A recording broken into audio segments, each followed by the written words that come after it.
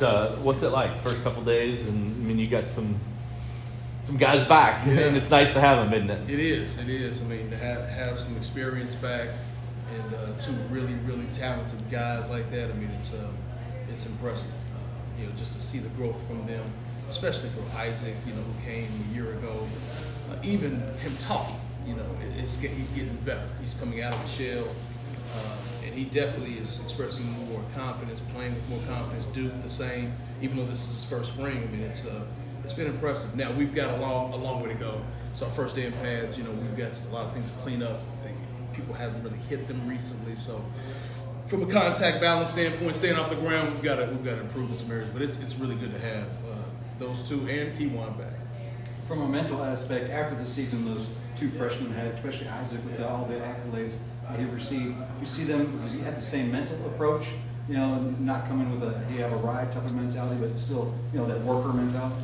I think so. He's had a really good offseason. He's put on about 6 pounds, and it looks good. It's distributed the right way. And then that's where I come into play as his coach, is to make sure that I continue to stay on him, keep him humble, continue to find ways to push him, both he and Duke, because you're right, he did have a lot of accolades as a freshman, and it's easy to have the sophomore slump, so to speak. And myself, I kind of draw on my own experience. I had a decent freshman year as well, and I really had to work that much harder my sophomore year to avoid that. And that was the best season of my career, was my sophomore campaign. So they hear it from me all the time. So they every day they're like, "Nah, coach, this is my best year in high school is my sophomore year, and I plan to be the same way in college." So we'll see how it goes. Chris, it's hard though. It is hard though, isn't it, for a running back? That's the one thing. It's like, what can you get better? What do you need to work on? Mm-hmm. And when you get to that point, you still have to kind of be hungry. What does he need to work on? And do you see that he's still hungry, Isaac? Oh yeah, definitely. The kid is. The thing about Isaac is he's wired differently. Like he loves the game, but he's not immersed in it to the sense where he loses himself in the game. He has good self-awareness of what he can do, his strengths and weaknesses. But I like to take a different approach when it comes to that. I ask the guys, each individual, like, what is the one area that you'd like to improve on the most going into your second campaign? And he said for him it was contact balance. And I saw that. There were a lot of just shoestring tackles with him his freshman year. Lower body needs to get stronger. People would swipe his shins and he's on the ground, where if he powers through that might be a 70-yard touchdown. So there were some yards left on the field. And so we've done some different things from an individual standpoint, just trying to increase, getting close to them, trying to, get around them, make them play through obstruction on the lower half, kind of tapping their shins, tapping the side of their legs. Get used to playing through the contact. Because there's some more yards that we can gain out there, and that's the area that you said you wanted to improve on the most. So that's one of the areas I'd like to see him continue to improve in pass protection. He's willing, but he's got to clean his technique up. But there's a lot of other areas, but those two primarily. Kind of building off of the running through contact, how much better has he gotten in that department from the start of last season to now? Because it seemed like towards the end of his freshman campaign, he was starting to take some strides in that area. I was actually surprised when I looked at the numbers. I'm really big into stats, and I think numbers speak to me. And one of the things that jumped off the film, I guess, to me in the stat sheet was he averaged 4 yards after contact on the season. Which, if I'm not mistaken, I believe Isaac Rendo in 2023 he averaged around that as well. It was like 4 yards after contact, which would put him near the top half nationally. So for him to be as small as he was, he uses his velocity to gain yards, and power through. And he does have some lower body strength. And so, there's more that we can achieve as he puts on weight and gains mass and muscle strength. I think he can start to power through some of those tackles that may last year have resulted in 4 more yards, and maybe now it results in 40 more, and now we're in the end zone. So we're just trying to add elements to the game that they already have, and it's exciting when you have that much talent already. What's his weight at right now? He's about 186. But were you a little surprised maybe Duke as fast as it did come for him? It seemed like right when you put him in, it was just like, whoa, and he hadn't been here but a month. Correct. And someone was asking us the other day, who do I feel like made the most strides? Who had showed the most improvement last year? And I think without question it was Duke. without question. He started the season, I think he was the 5th string tailback against Austin Peay. Isaac was the 4th string tailback.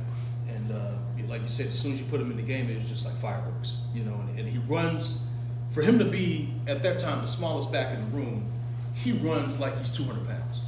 And he's fearless. He has great contact balance. They're kind of opposites, so to speak, in that regard. It's hard to push him off balance. He's like a cat. You can't really drop him on his head.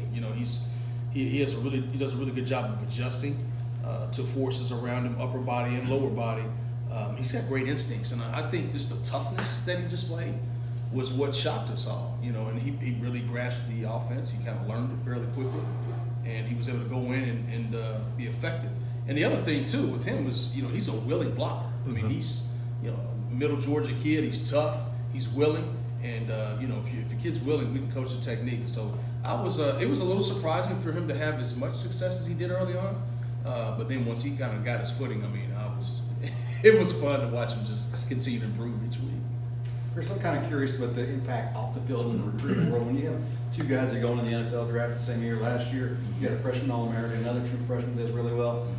What's the reaction like on the recruiting trail when you're knocking on kids' doors or going into high schools to talk about the little running game? Oh man, it's a mixed bag. It's a mixed bag. It's definitely a good reception most of the time, and then there's always the am I going to get to play there? I mean, you got two very bright stars over there, and so I like to play as a freshman, but I'm probably going to have to sit behind those two, like that type of thing. So you have to kind of massage that a little bit, but I think it's a benefit. Like I tell these guys, you have the benefit of learning from two of the best backs in the country, and they're not gigantic individuals.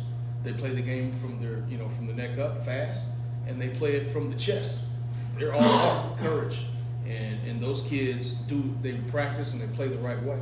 So I think that any running back out there, if you want to come and learn from some of the best backs in the country and be in a scheme that's going to use your versatility, you see the type of yardage that we're putting up in the running game and the passing game, all-purpose yardage from 2023 with Isaac Rindo and Jaws to last year with Isaac Brown and Duke. There's a lot of production in that room, and that shows commitment to that position.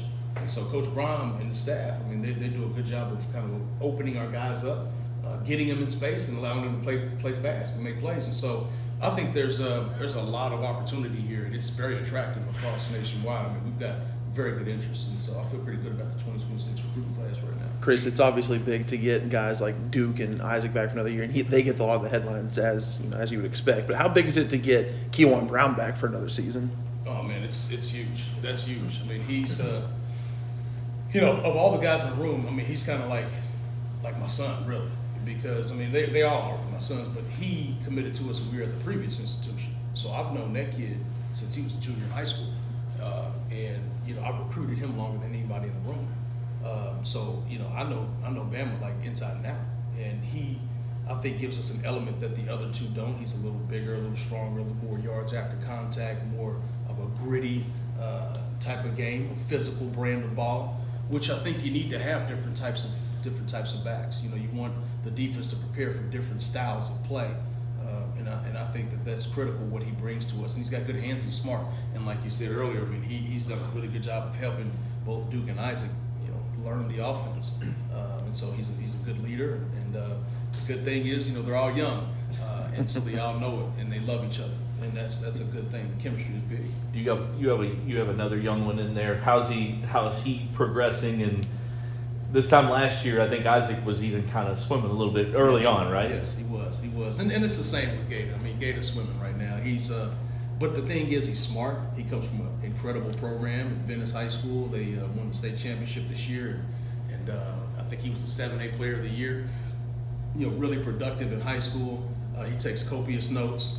His notebook, he's got 2 notebooks already. He had to ask me for another one. He's got so many notes in the first one. Asks good questions, comes early, stays late. It matters to him. It's just got to translate to the field. He's still learning the pace of practice. I think that's the biggest transition for him, is the speed of practice, the intensity. And I think once he figures that part out, I think he'll be fine. But you're right. Isaac struggled early on as well, so he's kind of been the barometer, for my guys that come in mid-years, just to see how do they make that transition? Because it was rough early for Isaac, but he righted the ship about midway through spring ball, and then he started rolling. So, it's to be expected for the young man to have mistakes early on, but I'm just excited to see how he adjusts and how he moves forward. Thank you, sir.